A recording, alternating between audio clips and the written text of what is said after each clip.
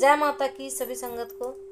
तो आज का विषय है कि बहुत पूजा पाठ करने के बाद भी हमारे घर में नकारात्मक चीजें कैसे आ जाती हैं, प्रेत बाधा कैसे हमें परेशान करती है, और क्या ज्यादा पूजा पाठ करना सही है या फिर गलत है।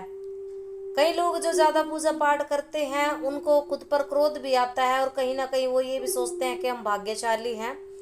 तो सभी विषयों पे चर्चा इस वीडियो में करने वाले हैं। प्रेत बाधा से बचने का क्या उपाय है, धीरे धीरे आप इससे कैसे उबर सकते हो, सभी विषयों पे आज वीडियो में बात करेंगे। तो वीडियो में अंत तक बने रहें। वीडियो पसंद आती है तो चैनल को लाइक शेयर और सब्सक्राइब जरूर करें। तो जिन लोगों के घर में प्रेत बाधा हो जाती है, क्या कारण है इसका। देखो, जो लोग सामान्य पूजा पाठ करते हैं उनको कभी भी किसी चीज की कोई दिक्कत नहीं आती कि साल भर में कभी कोई एक व्रत कर लिया, जैसे जन्माष्टमी का व्रत होता है ना, और कभी कभार जैसे शिवरात्रि का व्रत कर लिया। ये इस प्रकार से जो लोग कभी कभार मंदिर चले गए, साल 6 महीने में अपनी कुल देवी के दर्शन करने चले गए। घर में क्या है कि नियमित एक समय जोत तो देखो हर घर में जलती है, चाहे किसी के भी नाम की जले। एक दिया उस परमपिता परमात्मा के नाम का हर इंसान अपने घर में लगाता है, क्योंकि जिस घर में एक समय भी जोत नहीं लगती उस घर को जीते शमशान के बराबर माना गया, सभी जानते हैं। तो जिन लोगों के यहाँ ज्यादा पूजा पाठ होती है, देखो आप पूजा पाठ में रमे हुए हो और भगवान ने आपके ऊपर कृपा कर दी, तो आप क्या सोचते हो कि अरे वाह भाई, मुझे तो भगवान ने ये दे दिया वो दे दिया, अब मैं इसकी पूजा पाठ ज्यादा करूं। ज्यादा करने के चक्कर में क्या होता है कि जब से ये वेद पुराण शास्त्र हमने पढ़े हैं तब से हमें भी ज्ञान हुआ, और कहीं ना कहीं खुद पर क्रोध भी आता है। तो इंसान का क्रोध भी जायज है कि इसमें भगवान इन चीजों को पीछे क्यों नहीं हटाते हैं। और कहीं ना कहीं कारण भी होता है कि आप वो पुण्य आत्मा हो जो किसी अतृप्त और भटकती हुई आत्मा को मुक्ति दिलाने के लिए माध्यम बने हो। तो दोनों ही तरह से, यानी कि ये गलत भी है और सही भी है, ये अपनी अपनी सोच का फर्क है। तो जो लोग ज्यादा ही पूजा पाठ करने लग जाते हैं उनका तपोबल बढ़ने लग जाता है, ऊर्जा उनकी बढ़ने लग जाती है, घर में जो है सकारात्मक वातावरण हो जाता है। तो जो नकारात्मक शक्तियां आराम से घर में रह रही थी वो आप ही के घर की हैं, बाहर की नहीं है, आराम से आपके घर में रह रही थी। अब जो पॉजिटिव एनर्जी के कण अंश ऊर्जा आपके घर में आने लगी है, तो आप उस जो नकारात्मक शक्ति है उसको, जो ये पॉजिटिविटी है, पसंद नहीं आ रही। अब वो घर में बवाल मचाएगा, क्लेश होंगे, झगड़ा हो जाएगा आपका, आपके काम धंधे बिगाड़ेगा, हारी बीमारियां देगा। कुल मिला के बुद्धि को बांध देते हैं प्रेत। बुद्धि बंधन आपका कर देंगे, गाली गलौच आपके मुंह से निकलेगा, कहीं भी आप काम पे जाएंगे आपसे पहले पहुंच करके आपका काम बिगाड़ देते हैं, यानी कि कार्य नहीं बनने देते। कहीं आप जॉब के लिए अप्लाई करने गए हो, आपको वहां पे जॉब नहीं लगने दी, कहीं 10 व्यक्तियों में आप बैठे हो, वहां पे आपका अपमान हो जाता है, पैसे की बहुत ज्यादा प्रॉब्लम हो जाती है, कर्ज के नीचे लोग दबने लग जाते हैं। तो क्या कारण, क्यों क्यों ऐसा होता है, ये उन्हीं लोगों के साथ होता है जो ज्यादा पूजा पाठ करते हैं। सेकंड, जिन लोगों ने कभी पूजा पाठ करी ही नहीं, जिन्होंने कभी जोत लगाई ही नहीं, जिनको पता ही नहीं है पूजा पाठ क्या है, फिर भी उनके ऊपर सवारी आ जाती है, हाजिरी आ जाती है। क्यों होता है ऐसा?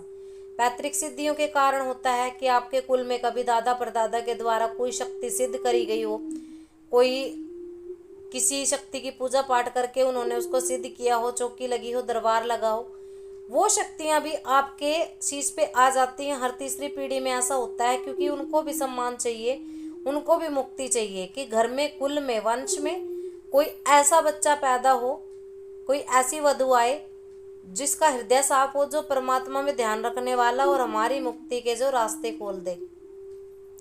अब ये लोग, बहुत लोगों का एक सवाल और भी है कि ये फायदा दे करके क्यों नहीं हमें कहते, सीधे सीधे आके क्यों नहीं बोलते कि हम फलाने हैं, तुम्हारे पितर हैं, ये तुम्हारे बुजुर्ग हैं, आप हमारा सम्मान करो, हम कर दें। ये परेशानी ही क्यों देते हैं? क्यों? क्योंकि इनको ये बोल नहीं सकते, ये बोल नहीं सकते, इनको आज्ञा ही नहीं होती बोलने की।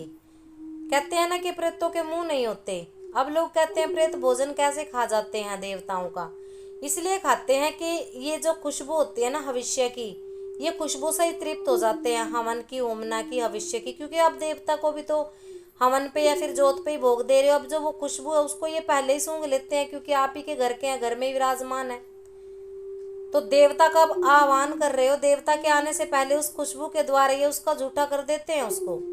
तो देवता को कहाँ भोग लगेगा फिर। झूठा भोग जो है देवता स्वीकार नहीं करते। के कहा गया है शास्त्रों में कि प्रेतों का मुंह नहीं होता और कंठ भी इनका सुई के जो छिद्र होता है उसके बराबर होता है, पानी भी ये नहीं पी सकते। ये शरीर ढूंढते हैं भाई, क्योंकि इनको भी जब हमारी रसोई में 56 भोग बनते हैं तो इनकी भी लालसा होती है खाने की।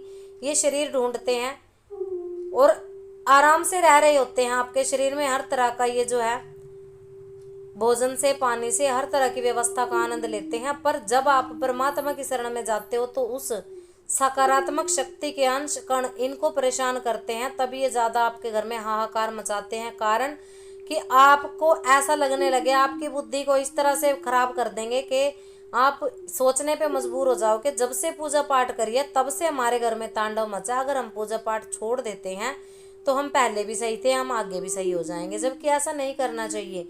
अगर पूजा पाठ से आपको परेशानी आ रही है ना, ज्यादा पूजा पाठ से, तो हम ये कहते हैं कि उसका तोड़ निकालो, ढूंढो उस चीज को कि इनको कैसे शांत कराया जाए। पाठ एक तरफ होते हैं, पाठ करवा करके इनके नाम का दान तर्पण जरूर करें।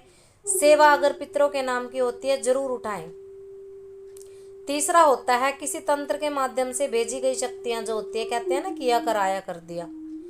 इससे भी हमारे घर में कि कोई जलने वाला हो सकता है, आपकी तरक्की से जल सकता है, आपकी सुंदरता से जल सकता है, आपके संतान उत्पत्ति से जल सकता है, क्योंकि जलने वालों की कमी नहीं। अब कोई ना कोई तंत्र के माध्यम से ऐसा है कि शमशानी शक्ति आपके पास भेज दी, चौराहे की शक्ति, कोई भी शक्ति आपके घर में कुल मिला के आपको बर्बाद करने के लिए भेज दी गई है कि आप बर्बाद हो जाओ, आपका जो है जीवन अस्त व्यस्त हो जाए।